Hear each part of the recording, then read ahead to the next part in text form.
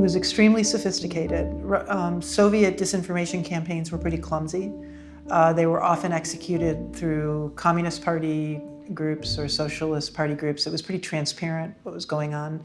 There was a clunkiness to the message.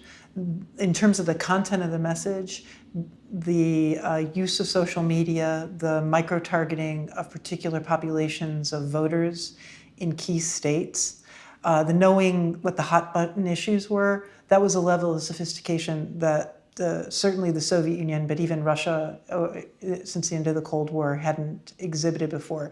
It exhibited a degree of sophistication and understanding about American political system, American culture, and electoral issues that was extraordinary, and as we're seeing now, extraordinarily effective through the use of cooperation with Cambridge Analytica, and American social media sites and news. I mean, there was an intersection between RT, Sputnik, Russian bots, Russian trolls, and American operators that is pretty extraordinary and quite new. So I actually don't have much patience with people who say that this is nothing new. This is very new. And it's something that's going to be with us going forward.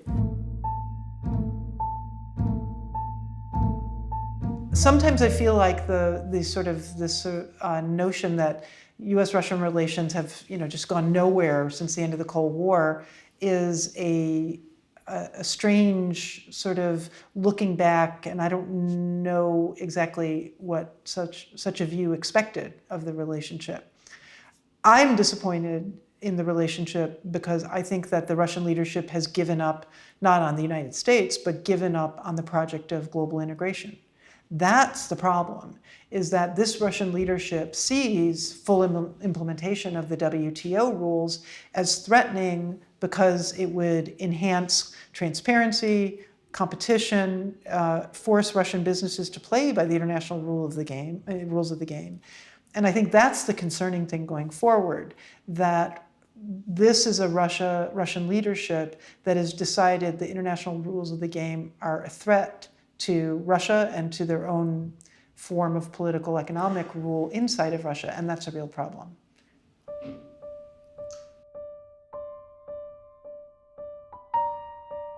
I had extensive and repeated contact with Ambassador Kislyak throughout my period of service at the White House. I can't say that every single time he asked for a meeting or every time he called me, I immediately spoke to him or went and met with him. But pretty much whenever he said we needed to meet and discuss something, pretty much whenever there was a word that he was on the phone and needed to talk to me, I talked to him. Secretary Kerry met seemingly endlessly with Foreign Minister Lavrov, and there were always meetings in between the senior level meetings. The problem wasn't the frequency of meetings necessarily, it was the content of the meetings and the issues that we disagreed about. The problem is not, there's plenty of official contexts in which to talk. The problem is that we disagree about the issues, whether that's Ukraine, Syria, arms control, WTO implementation, all these sorts of issues.